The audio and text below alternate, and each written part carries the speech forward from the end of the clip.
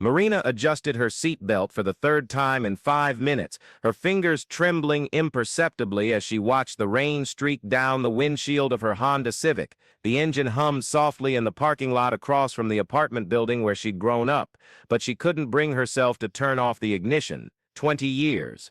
2 decades since Daniel and Gabriel vanished on their way to school, and she still felt the weight of guilt settling in her chest with every breath of the crisp October air. She should have gone with them that morning. She should have insisted their mother not let them walk to elementary school alone, even if it was only 6 blocks. But Marina had a fever, and at 8 years old, all she wanted was to stay in bed and watch cartoons. The 6-year-old twins left the house at 7:15 as they always did, their small blue backpacks bouncing on their backs. They were never seen again.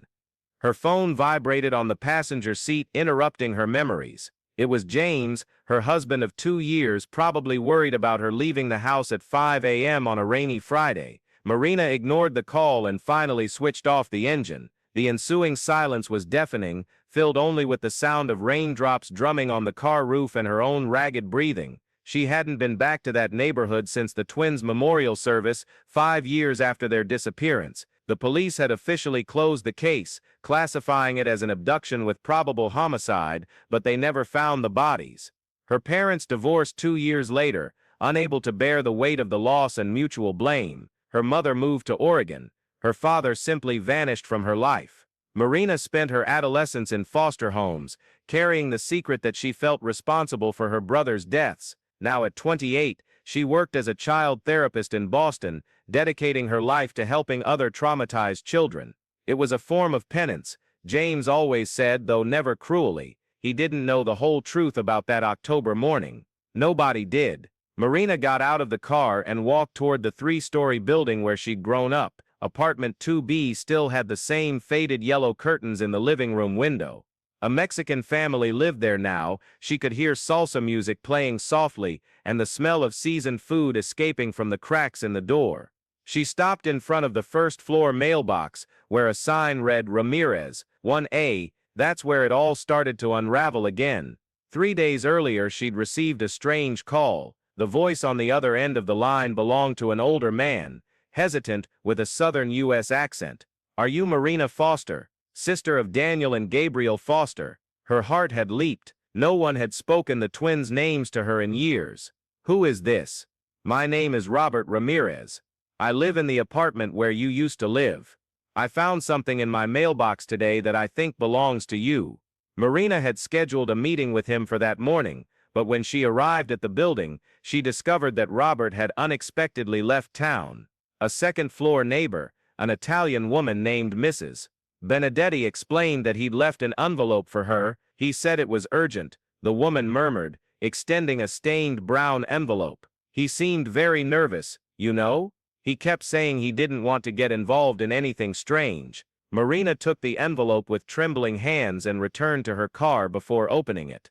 Inside was a handwritten letter and a faded Polaroid photograph. Her legs went weak when she recognized the image. Daniel and Gabriel, older, maybe 12 or 13, standing in front of a wooden house she'd never seen before. The boys wore simple, almost uniform-like clothing, and their smiles seemed forced, as if someone had instructed them to pose. On the back of the photo, childish handwriting read, "To Marina, we're okay, 2003. The letter, written in adult, careful script, was even more disturbing. "Dear Marina, my name is Brother Thomas, and I have had the privilege of caring for Daniel and Gabriel for 14 years. They speak of you constantly and asked me to send this photograph. They are happy and safe in our community, dedicating their lives to the service of God and preparing for the purification that is approaching. We know you must have many questions, but understand that the boys came to us of their own free will, guided by divine providence. They do not wish to return to the outside world, but they wanted you to know that they are alive and have found their true family. If you wish to see them, you can find us at the Eternal Light Commune in Hampshire County, Massachusetts. But know that they are no longer the children you knew. They are young men prepared for a sacred mission. May God bless and guide you, Brother Thomas." Marina reread the letter 5 times, her hands shaking so badly she could barely hold the paper. Daniel and Gabriel were alive. After 20 years of nightmares, guilt and therapy, her brothers were alive. But something about the letter left her deeply uneasy. Came of their own free will. How could 6-year-old children make such a decision? And that mention of purification sounded like cult language. She immediately called James, but hung up before he answered. How could she explain all this? How could she say she'd lied about the details of that morning so many years ago? That she'd actually seen a strange man talking to the twins on the corner by the school, but was too afraid to tell because she had snuck out to follow them secretly, disobeying her mother's order to stay in bed. If you're feeling the same anxiety and curiosity as Marina right now, if you're wondering what really happened to the twins and what the outcome of this disturbing story will be, then you need to subscribe to our channel right now and hit the notification bell, because stories like this, narratives that challenge our perception of reality and make us question everything we thought we knew about family, guilt and redemption, are exactly the kind of content we produce here. And I guarantee you won't want to miss what's coming next. Subscribe now, because Marina's journey is just beginning, and what she discovers about her brothers will change everything. Marina spent the rest of the day researching the Eternal Light Commune online. Information was scarce and contradictory. Some websites described it as a secluded religious community dedicated to biblical study and simple living. Others classified it as a dangerous cult led by a man named Thomas Whitmore, who had been expelled from several Christian denominations for questionable practices. There were accounts of families destroyed, of people who had disappeared to join the commune and never made contact with the outside world again. The next morning, Marina called her work, inventing a family emergency, and hit the road toward Hampshire County. The Eternal Light Commune was about 2 hours from Boston, nestled in the Berkshire Mountains. The GPS led her down increasingly narrow and deserted roads, until she finally found herself driving on a gravel track winding through a dense forest. The community's gate was simple, just 2 crossed wooden planks with a hand-painted sign that read Eternal Light, Visitors Welcome. There were no visible guards or cameras, but Marina had the strange feeling of being watched as she drove down the dirt road leading to the main complex. The commune consisted of about a dozen simple wooden buildings, arranged around a central chapel with a white cross on the roof. There were well-kept gardens, some barns, and what appeared to be a small schoolhouse. Children played on a makeshift playground, supervised by women wearing modest beige and white clothes. The place had a timeless quality, as if she had gone back 50 years in time. A tall, thin man, about 50 years old, approached the car as she parked. His gray hair was combed back, and he wore a simple white shirt and dark trousers. His blue eyes were intense, almost hypnotic. "You must be Marina," he said, extending his hand. "I'm Brother Thomas. Did you receive our letter?" The voice matched the one from the phone call with Robert Ramirez, and Marina immediately realized she had been tricked. Thomas had called her, not the man from the mailbox. But why the lie? "Where are my brothers?" she asked, ignoring his outstretched hand. Thomas smiled, but the smile didn't reach his eyes. Straight to the point. "I admire that. Daniel and Gabriel are working in the fields today, but we can see them at dinner. Why don't you come in? I can show you our community, explain how your brothers came to be with us." Marina hesitated. Every instinct told her to leave, call the police, do anything but follow this man. But the possibility of seeing Daniel and Gabriel again was irresistible. She followed Thomas through the complex, noticing how the other people discreetly observed them. The children seemed healthy and happy, but there was something in the adults' eyes, a kind of emptiness, as if their personalities had been partially erased. "Your brothers came to us in 1995, Thomas began as they walked. 2 lost children, traumatized by the cruel world out there. We found them on the road, scared and alone. When we learned they had no family, their parents had abandoned them. As far as we understand, we took them in." "That's not true," Marina interrupted. "They had family, we had parents who loved them. The police searched for them for years." Thomas stopped walking and turned to her, his face assuming an expression of false compassion. "Marina dear, I know it's hard to accept, but children sometimes create fantasies to cope with trauma. Daniel and Gabriel told us about the neglect they suffered, about how they were forced to walk alone to school in dangerous conditions. They came to us seeking the love and protection they didn't find at home. The words hit Marina like a punch to the stomach. It was true that the twins walked to school alone, but not because they were neglected. It was just the practical reality of a lower middle-class family where both parents worked. But Thomas was twisting this normality, turning it into something sinister. "I want to see them now," she demanded. "Of course, but first, I need you to understand something important. Daniel and Gabriel have found a new life here. They are respected members of our community, dedicated to the service of God. If you truly love them, you won't try to disturb them with painful memories of the past." Thomas led her to a small Spartan room inside the chapel. The walls were decorated only with hand-painted biblical quotes and a large wooden cross. He indicated a simple chair and sat on the opposite side of a rustic table. "I'll call the boys," he said. "But first, you need to promise you won't try to take them away. They are adults now, free to make their own choices, and they have chosen to remain here, with us, their true family." Marina nodded, although every fiber of her being was screaming in protest. When Thomas left the room, she took the opportunity to examine the surroundings more closely. There was something deeply unsettling about the uniformity of the place. The same biblical quotes repeated on the walls, the complete absence of individuality or color. It was as if someone had tried to erase all personality from the place. The door opened again, and Marina held her breath. Two young men entered, wearing the same simple clothes she'd seen on the other community members. She recognized them instantly, despite the 2 decades that had passed. Daniel had her same green eyes, while Gabriel still possessed the freckles that had dotted his face in childhood. But something was different about them.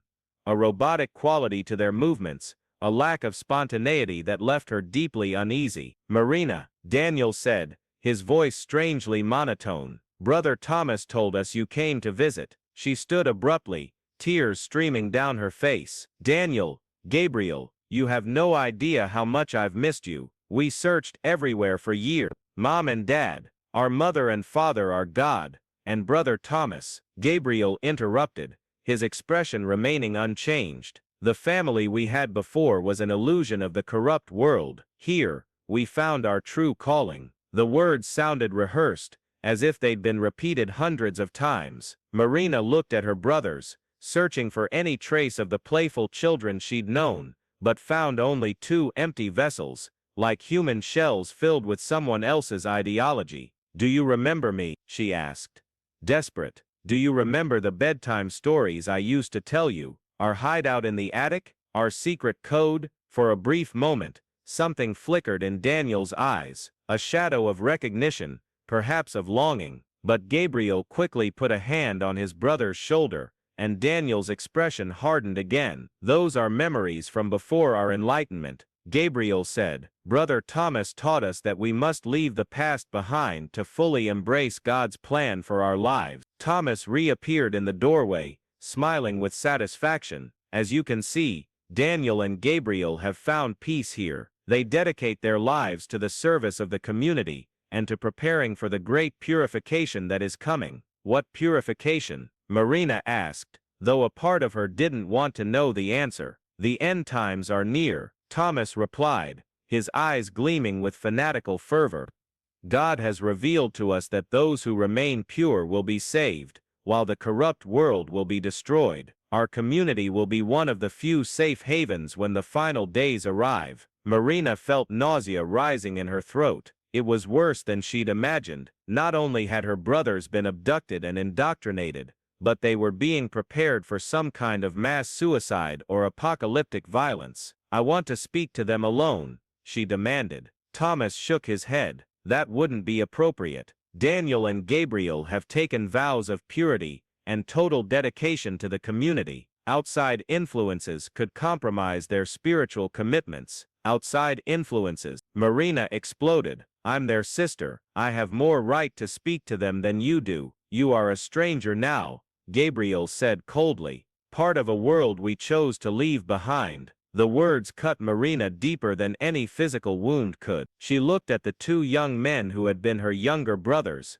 searching for any sign that anything remained of the children she had loved so much. But all she saw were the faces of strangers reciting the mantras of a cult. Thomas stood up. I think this meeting has gone on long enough. Daniel and Gabriel have responsibilities in the community, and you must be tired from your journey. We can arrange a room for you tonight, should you wish to stay and participate in our morning services. No, Marina said, her voice coming out stronger than she expected. I won't stay, but I'm not leaving without my brothers. The atmosphere in the room changed instantly. Thomas was no longer smiling, and Marina noticed that Gabriel had positioned himself near the door, blocking her exit. Daniel remained motionless, but his fists were clenched. I'm afraid that's not an option, Thomas said calmly. Daniel and Gabriel are adult members of our community, here of their own free will. Any attempt to remove them would be considered kidnapping.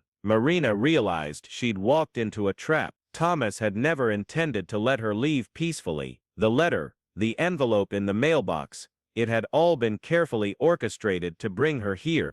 But why? The answer came in the form of a third person entering the room, a middle-aged woman with graying hair pulled back in a tight bun. She carried a syringe and had the same vacant look as the other community members. Sister Rachel is our nurse, Thomas explained. She'll help you calm down while we process your situation. Marina understood with chilling horror that she'd never been invited to a family reunion. She'd been lured into a trap, and now she would be forced to join the cult, just as her brothers had been 20 years before. The purification Thomas had mentioned likely meant they would all die soon, and he wanted the complete foster family for the final event. But Marina had spent the last 20 years preparing for this moment, even without knowing it. Every therapy session, every self-defense class she'd taken after moving to Boston, every nightmare about failing to save the twins, it had all prepared her for this final battle. As Sister Rachel approached with the syringe, Marina feigned fainting from fear, collapsing heavily into the chair. The moment the woman leaned over her, Marina grabbed the syringe and plunged it into the nurse's neck. Rachel screamed and stumbled backward, tripping over Gabriel. Daniel, Marina yelled, taking advantage of the confusion. Remember our code. Angels fly together. You taught that to the twins when they were little. For one crucial second, Daniel hesitated. His eyes met Marina's, and she saw a flash of the little brother who used to protect Gabriel from bullies at school. That moment of hesitation was all she needed. Marina threw herself through the chapel window, shattering the glass and landing heavily in the garden below. Lacerations covered her arms and face, but the adrenaline masked the pain. She could hear shouts behind her as she ran towards her car, but didn't look back. The keys were still in her pocket. The engine turned over on the first try, and she slammed the accelerator to the floor, sending gravel flying as she sped down the dirt road. In the rearview mirror, she saw figures emerging from the commune buildings, more people than she'd initially noticed. Many more. Marina drove like a maniac along the winding mountain roads, her hands shaking so badly she could barely grip the steering wheel. Tears blurred her vision, but she forced herself to keep driving until she reached the nearest police station. The officer on duty was initially skeptical of her story, but Marina's physical condition, the cuts, the blood, the obvious state of panic, convinced him that something serious had happened. Within 2 hours, a team of federal agents was en route to Hampshire County, armed with search warrants. But when they arrived at the Eternal Light commune, they found only empty buildings and signs of a hasty evacuation. Thomas and his followers had vanished,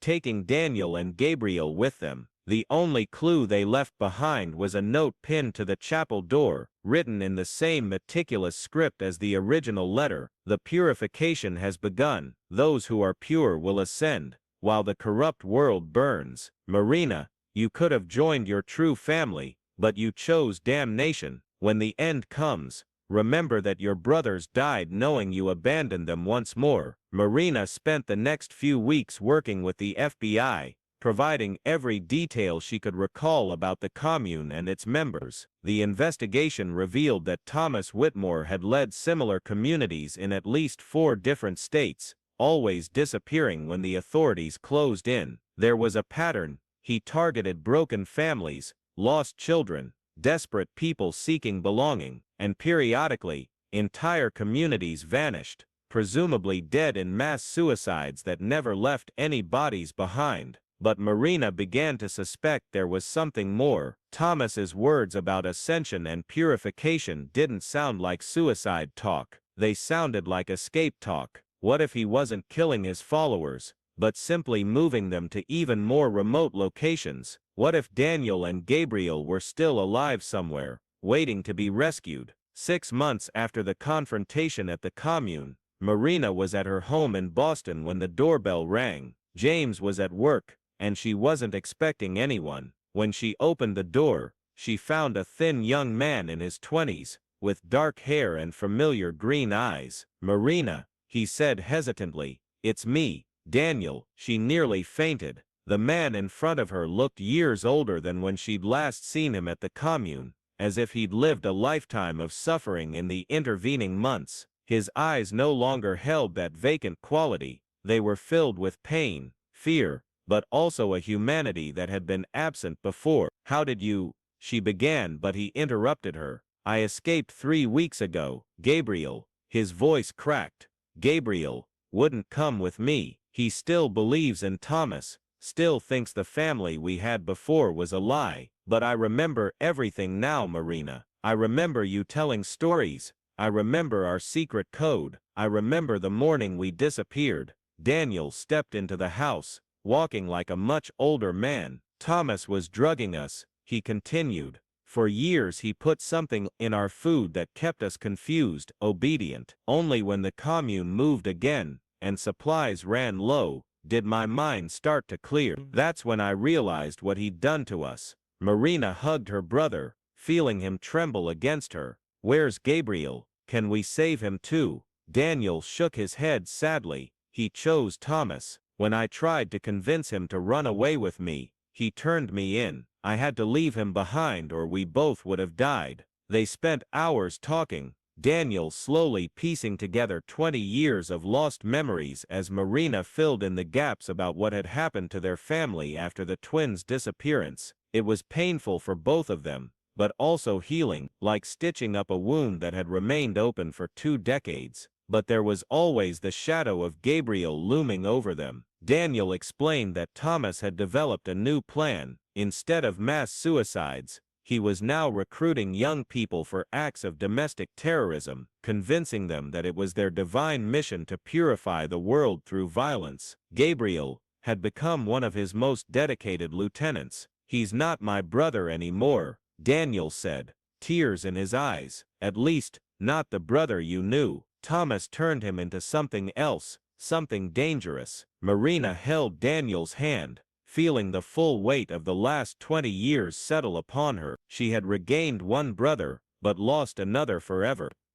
The guilt she'd carried since childhood had transformed into something new, a fierce determination to ensure that Thomas would never destroy another family. 6 months later, Marina was testifying before a federal grand jury when the news arrived. Gabriel had been killed in a shootout with the FBI during an attempt to bomb an elementary school in Utah. Thomas was also dead, along with 6 other cult members. The purification had finally come for them, but not in the way they expected. Daniel cried for days after receiving the news, not for the fanatic Gabriel had become, but for the 6-year-old boy who'd never had a chance to grow up normally. Marina cried with him, mourning not only her brother's death, but also the lost 20 years, the Christmases without presents under the tree, the uncelebrated birthdays, all the small everyday joys a family should share. But there was also a kind of peace.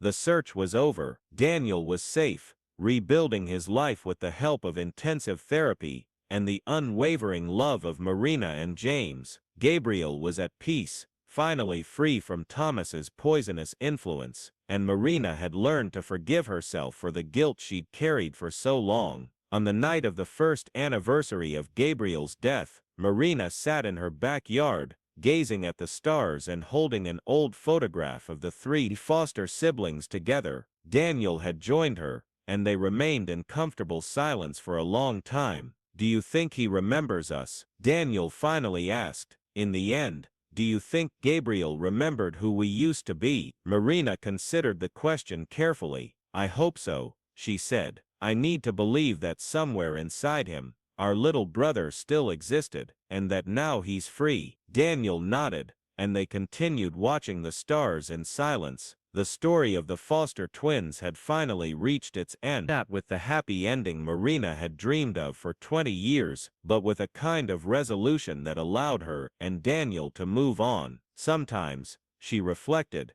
healing doesn't come from recovering what was lost, but from learning to live with what remains, and what remained was love, imperfect, painful, but real, the kind of love that survives 2 decades of separation, trauma, and loss, the kind of love that transforms guilt into redemption, despair into hope, the kind of love that allows a family, even a broken and patched up family, to continue existing, despite everything.